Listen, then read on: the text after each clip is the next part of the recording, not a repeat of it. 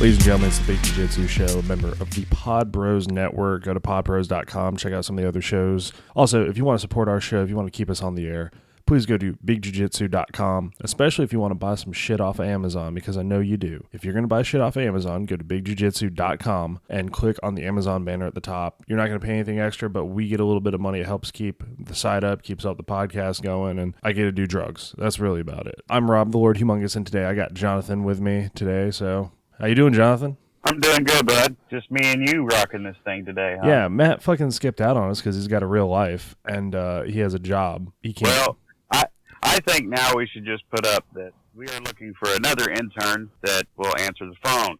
We can't have that many interns running around, like working for, or not even really working for us. We can't have that many interns, period. We got one. That's it. There's no law that says you could only have one intern. No, well, there's no law, but at the same time, there's how many do we have to keep track of? We've got one, and he doesn't even show up. Yeah. That's enough. That's too many for me. But we're not going to fire Matt. We like Matt, so he's safe for now. Man, this week we kind of blew up a bit on our charts. I blame Kurt Osiander for that. Shit, that's a good guy. That's a good thing to blame it on because, well, he's the man. But if we actually made it to what was it on the iTunes Amateur Sports Podcast? We're like number 9. We got number 9 for a day. I'll take it. That was pretty awesome. Nice. Yeah, a lot of new follows, a lot of new listeners. I mean, I don't know, man. Maybe this is the year. You said you had a good feeling about this year being good. Well, we're off to a good start. We'll say that. Yeah, we've only just started too. Yeah, 3 weeks in. So enough talk about how we're doing. Let's talk about how your training's going. It's going good. I'm back on this whole diet crap again. And fucking diets. God, I hate them. I hate them too. But I got 2 weeks until the next tournament. 2 weeks from today, actually. Right. And so I'm sitting right at 217, which I could drop the weight quick if I just stopped lifting. But I'm trying to be like Sasquatch here. It's not working. But other than that, everything's going pretty smooth. I got a lot of good training partners that are helping me, and it's slow and steady, but I'm getting there.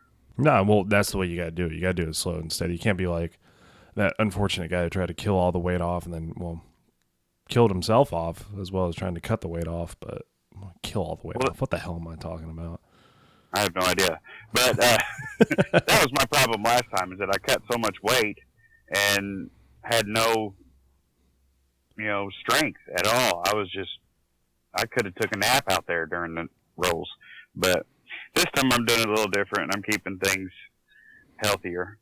Well, that's good. That's real good. Yeah, no need to kill yourself that much, and then you pay for it on the mat. So unfortunately, we're also missing Europeans right now, and it sucks even worse because I'm 3-4 countries over. I'm not there. Well, I have something to say about that. Okay. I like the idea of the flow grappling thing, where they're actually putting this stuff mainstream so we can watch it. All these different matches and all that stuff. But why the hell do they have to do a $20 a month? Not just a one time, $20 a month to a subscription service to watch these things. I don't want to watch all of them. I want to watch Europeans. I wanted to watch Masters, Worlds. That's about it. That's all I want. I don't care about these other little bitty tournaments and stuff like that.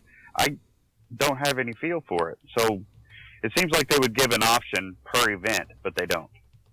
Yeah. And I've heard issues with it already.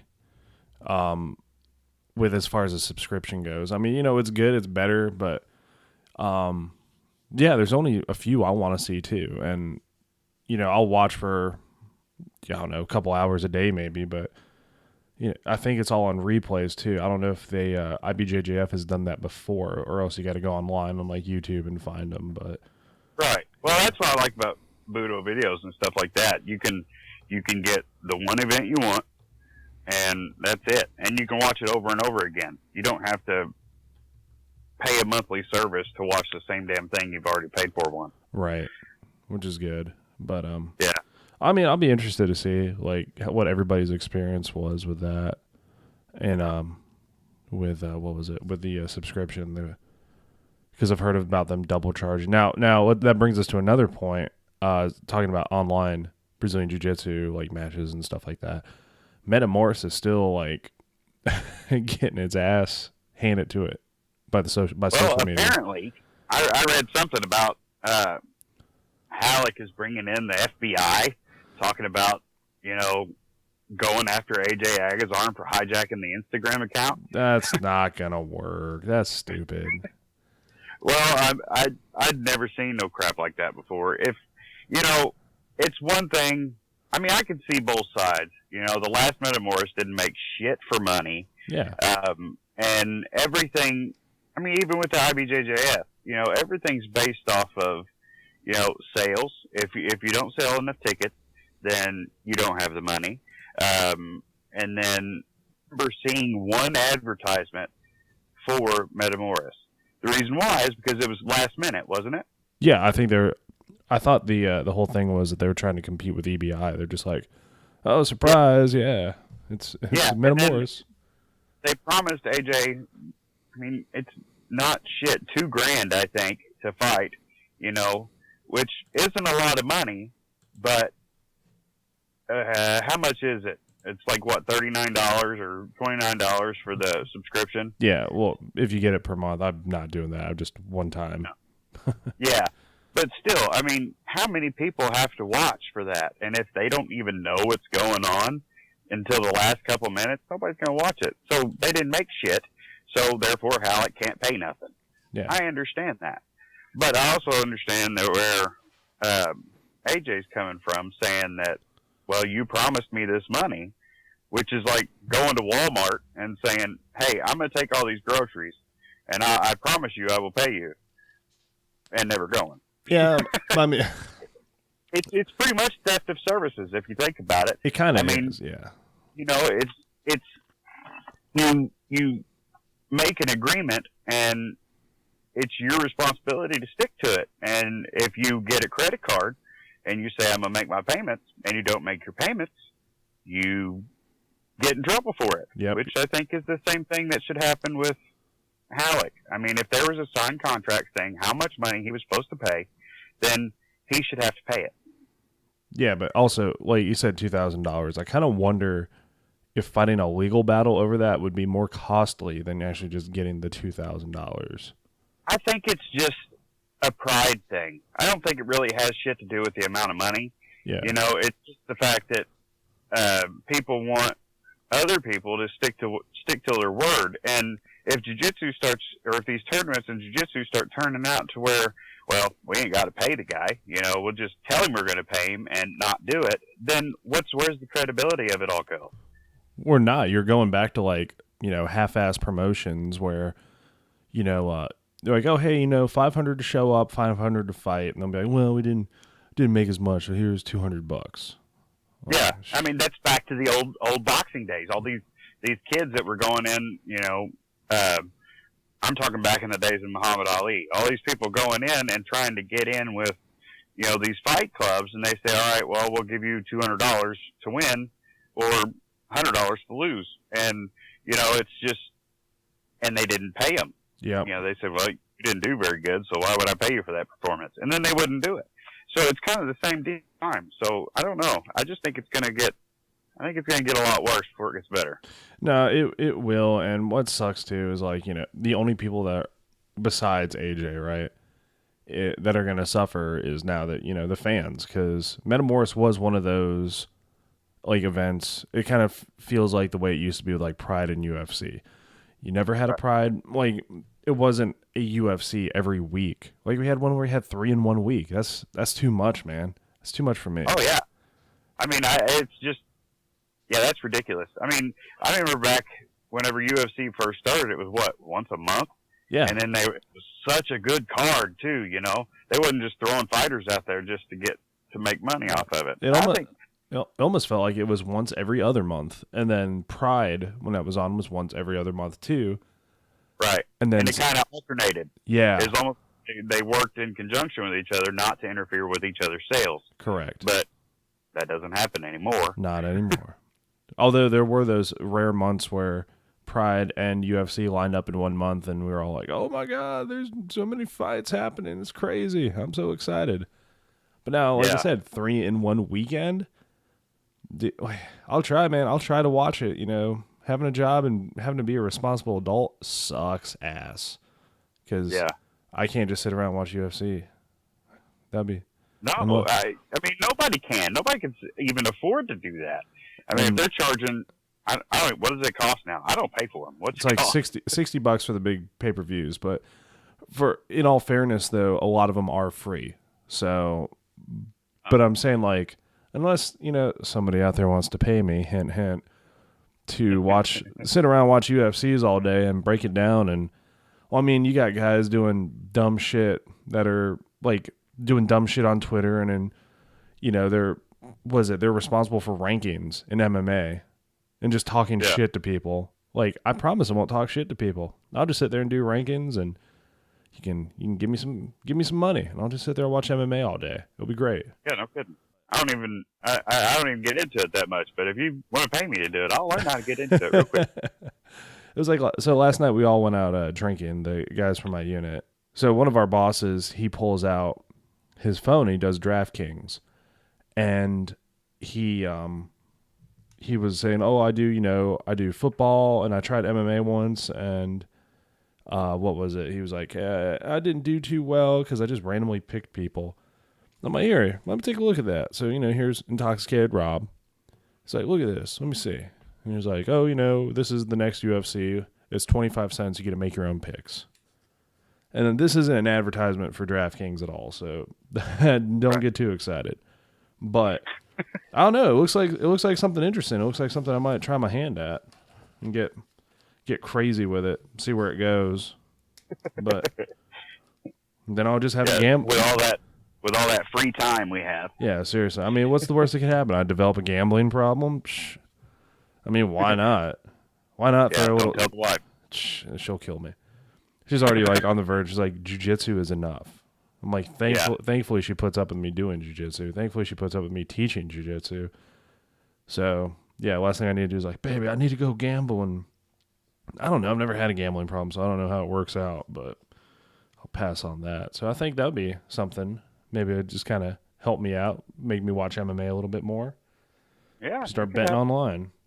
So everybody out there that has control over paying people to watch MMA fights and tell people how it goes, call Rob.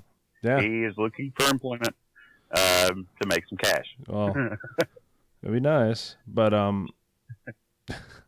so UFC stuff coming. So Frank Shamrock, Jesus, I'm thinking about the seminar that's going to happen in Sierra Vista. There's a Frank Shamrock seminar happening at our old school in Sierra Vista, Shootbox Academy. So that's pretty cool. I was going to say Ken Shamrock is going to be fighting Royce Gracie again. Isn't that right?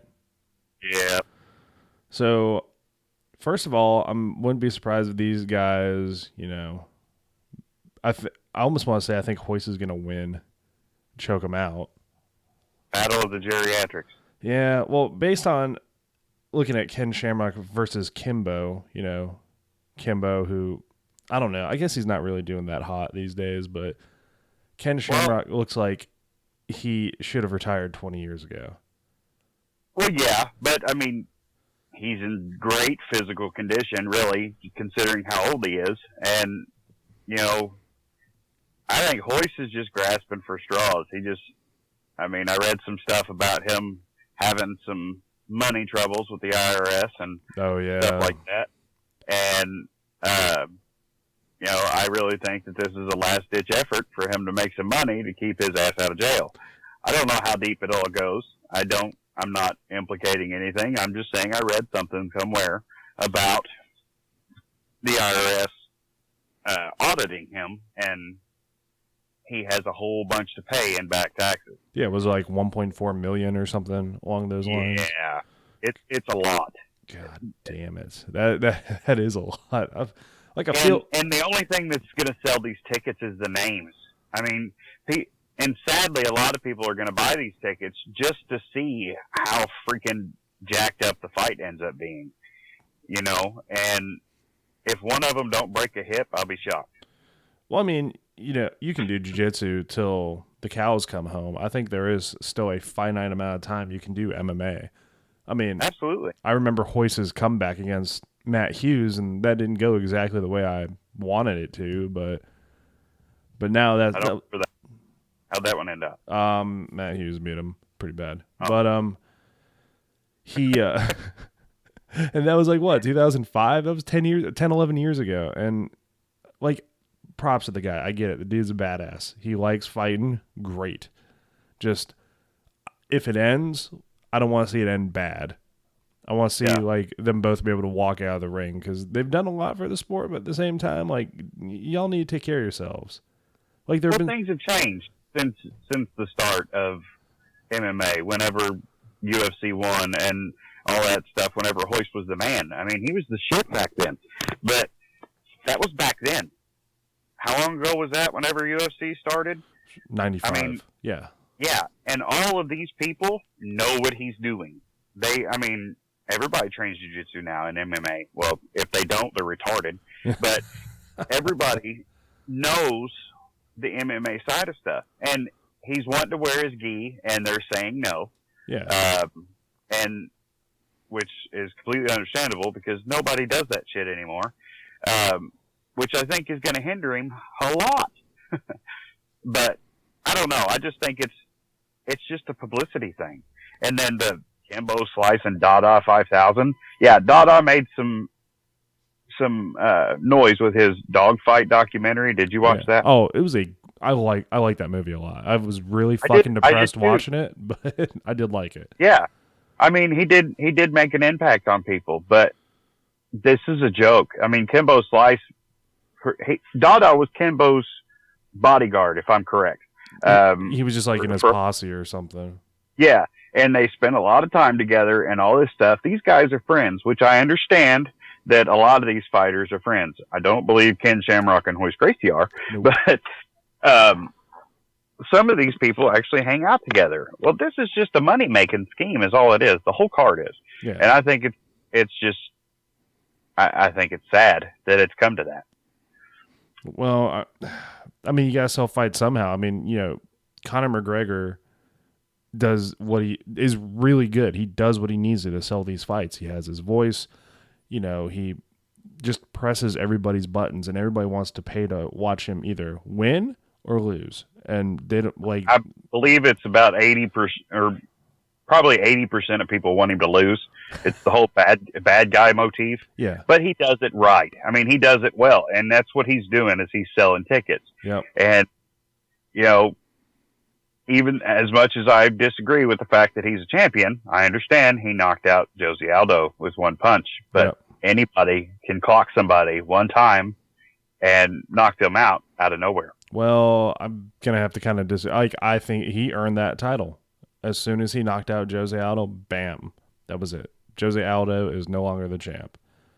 Well, yeah. I mean, I don't know. You can say like anybody could do that, but he did it very cleanly. He didn't just like swing for the fences and cross his fingers. So right, and he did in the locker room say that this is exactly what I'm going to do. When he comes out, I'm going to drill him, and that's what happened. He did exactly what he said he was going to do in the locker room.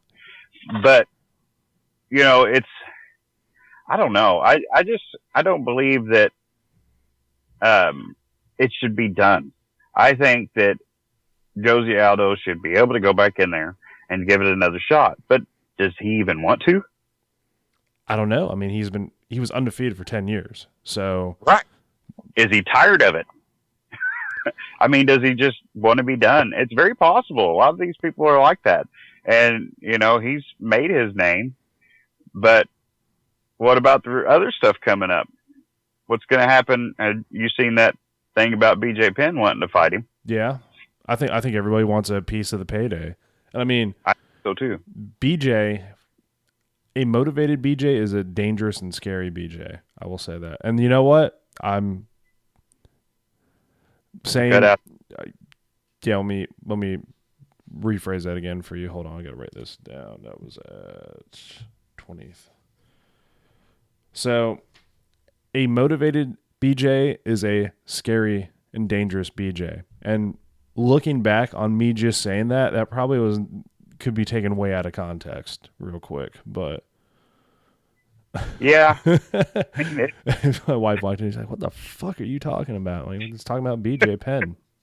Get on it, Justin. Yeah, motivated BJ is a good BJ. Yeah, okay. 5-year-old humor. All right, so But I mean, I I hope. I mean, I'm Nobu Nyahuai though. yeah. So same team as BJ Penn. I hope he creams Conor McGregor, but I I don't know. Everybody is kind of talking that this is not, he doesn't stand a chance, which I kind of understand where they're coming from, but I don't know. I think it'd be a good fight nonetheless. It it may, if it goes to the ground, I guarantee you BJ is going to beat him.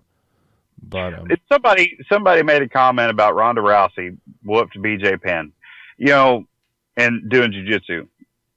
huh? Did that happen? Yeah, the stupid video where BJ and Ronda's in AOJ, the Art of Jiu-Jitsu Academy, and they're just flow rolling, and they're basing that flow roll off of that's why she beat him. That's anybody who does jiu-jitsu and rolls and does flow rolling knows that you're not going all out, and that's a crock.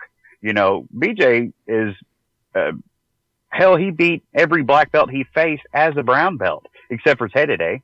I mean, he mopped the floor with him as a brown belt. Fought in the black belt division. Yeah, well, he's like I say, he's a freak of nature. There's a reason they call him the Prodigy, is because he's just amazing. He's an amazing jiu-jitsu guy. And I think he might.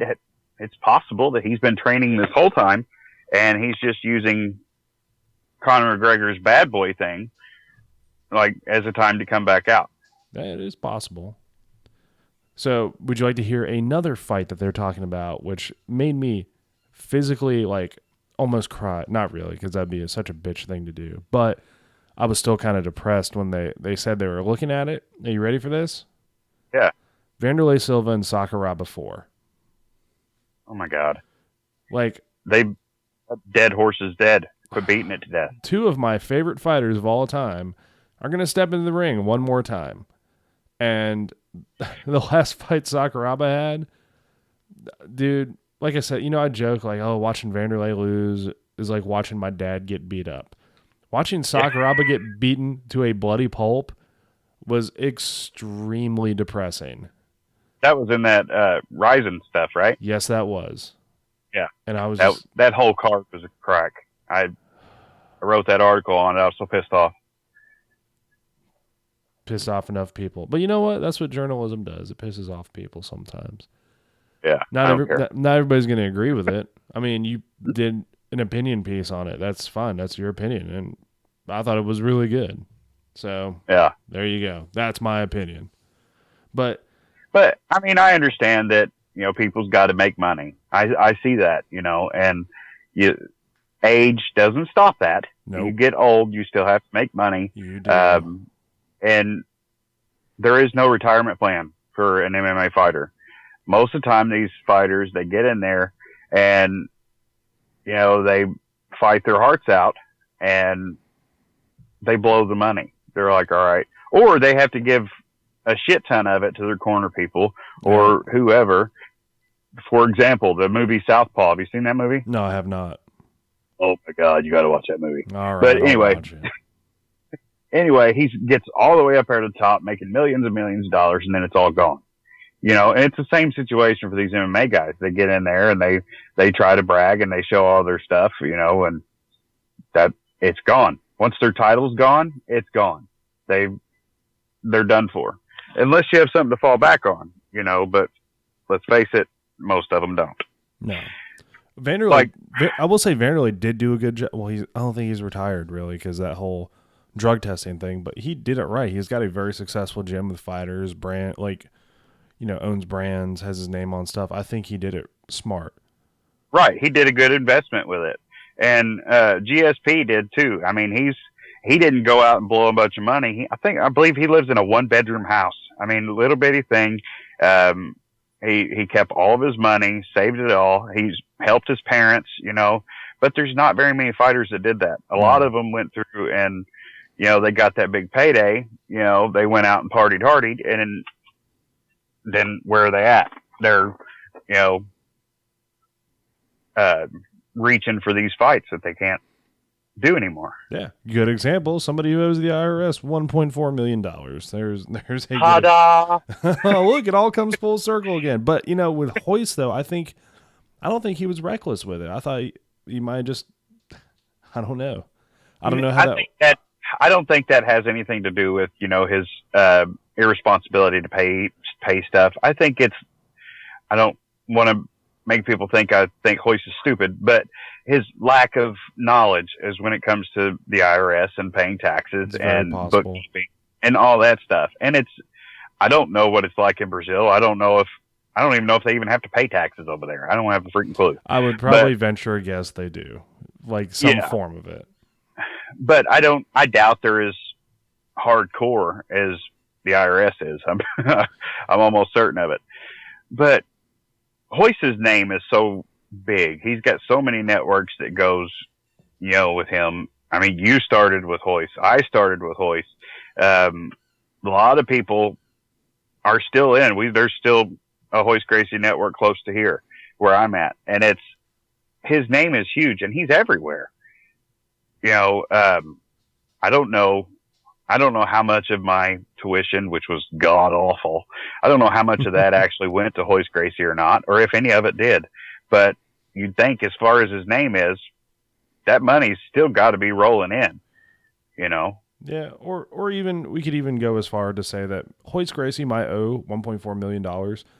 I haven't looked at the full story, but it could also not even be. It could just be his bookkeeper's fault. Like, I'm sure he's got an accountant, and the accountant might just have not given a shit, which has happened before. So unless he don't have an accountant and he's been trying to do it himself. That's true. But I just feel bad watching this dude. Hopefully, like I said, the fight, they both walk away from it. That's it. Like, not like carry, like, not like nothing happens. Yeah. But I mean, like, they're not, well, Ken Shamrock got his face broken and, he has to eat out of a straw for, 6 weeks. No, I don't want that. I just let the fight happen, let it be over. Maybe not make it as crazy as the Ken Shamrock fight with Kimbo Slice getting a rear naked choke with Ken Shamrock who's done submission fighting. What? Whatever. Yeah. Well, Ken Shamrock will be 62 in February. Bullshit. Are you serious? Or no, 52. Sorry. Oh, I was about to say. Holy shit. This guy is out of his mind. No. Let's see how old he is. Hoist Gracie is 49. He'll be 50 in December. Wow, that's crazy. I mean, when I'm 50 years old, if I can get my fat ass up off the couch, I'll be happy. Yeah. So, I mean, you got to give them some bit of credit, that they are 50 and 52 years old and going through this rigorous training, which I would expect they are. I don't know what kind of training they're going through. I'm sure Ken Shamrock's busting his ass, but I don't know what Hoist Gracie's training's like. No idea. Yeah. But, you got to give them that. They're still out there and they're still trying and they're busting their asses to make something. Whether it turns out bad or not, you still got to give them hats off for that. Oh, absolutely. Absolutely. I mean, I'm definitely not trying to take away anything from what Hoist and Ken are doing. So. No. When I'm 50, if I'm got ballsy enough to fight, then awesome. But I doubt I'll probably be fighting to hold in my bladder and get to the bathroom on time. Maybe not. There's some pretty badass old guys out there, which is good. That's what we need. So, let's transition here. Okay. What you got? The other topic I wanted to discuss, EBI 6. Oh, that's right. The last time, that last podcast we did together, I talked about wanting to see the big guys and doing EBI. Well, this one is in somewhere in Mexico. I think it's just Mexico City. It sound like some underground death fight out in the deserts of Mexico. $50,000 to the winner. I don't know if it's to the winner or it's $50,000 if you submit, like the other ones was. Eddie Cummins got $20,000 if he submitted everyone, and he did, with no overtime. If you submit everybody in the the first 10 minutes, then he got the 20 grand. Wow. But I don't know if this one's the same way. If it's the same way and one of your fights go to overtime, I don't think you make shit. Damn. So, but this one's open weight. Anybody and everybody who wants to do it can do it. Well, I'm sure the main tournament, not just anybody can just roll up and. No, I think there's qualifiers, and stuff like that everybody has to go through. But there was like that with all of them. Oh, okay. That's not too bad. Yeah. But, okay, say this is going to be the primo, this is what jiu-jitsu is capable of. Especially if Eddie Cummins goes out here in this open weight. He's a little bitty guy, featherweight, I believe. Yeah. I don't know how that all works out, but I think it'd be fun to watch. I think I'll like it. But like I said before, I don't think 10th Planet has any heavyweights. I don't think they do either. I was trying to think like none that would be at that level that could compete with those guys, but no. Maybe Eddie Bravo has somebody hidden away that he's just waiting. I want to see Eddie Bravo fight again. Oh, me too. Absolutely. I mean, I would love to. I mean, I don't care if it's a super fight. He does these super fights with these kids. Why doesn't he get out there himself? I understand he's busy, but it's so impressive to see, I can do the rubber guard physically. I just don't know the concepts of it. Right. I don't know the different parts of it and stuff like that. I love seeing the people like Sean Williams, the original Williams, he's the one that did the Williams guard. Right. Then, Eddie Bravo with rubber guard. I love seeing the originators work their stuff. And I just think that would be an interesting fight. Eddie Bravo and Sean Williams. I was going to say, I think that would be a pretty good one, actually.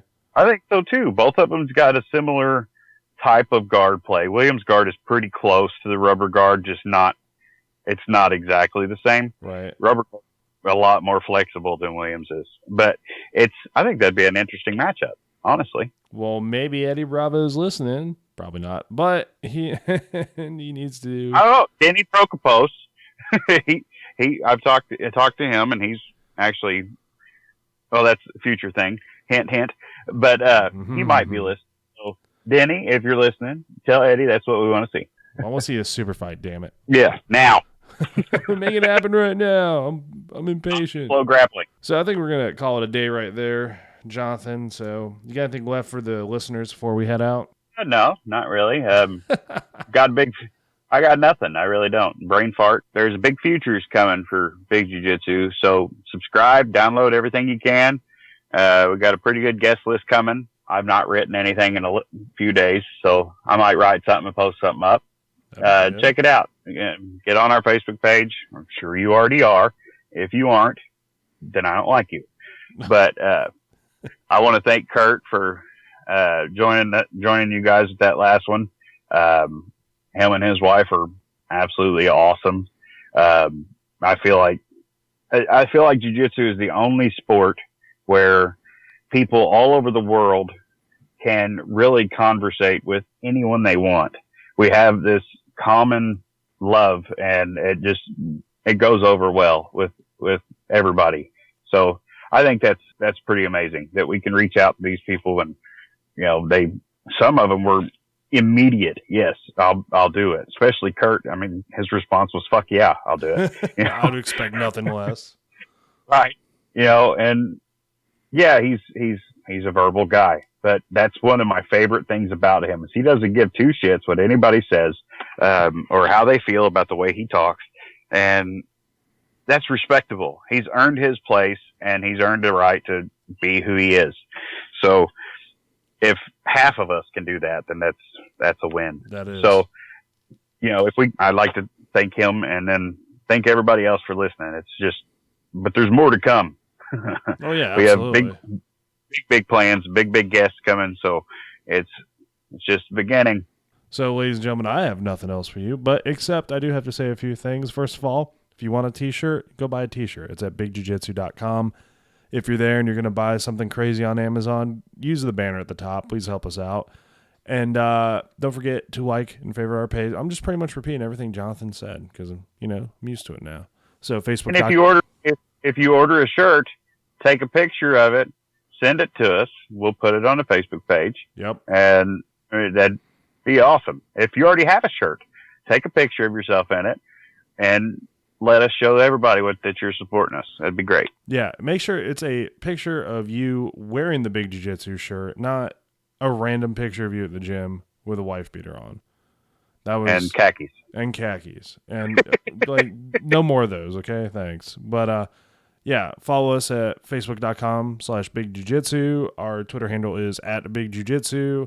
Facebook, of course, the Facebook page. Already did that. And then the website, bigjujitsu.com. Click the banner at the top to buy shit from Amazon.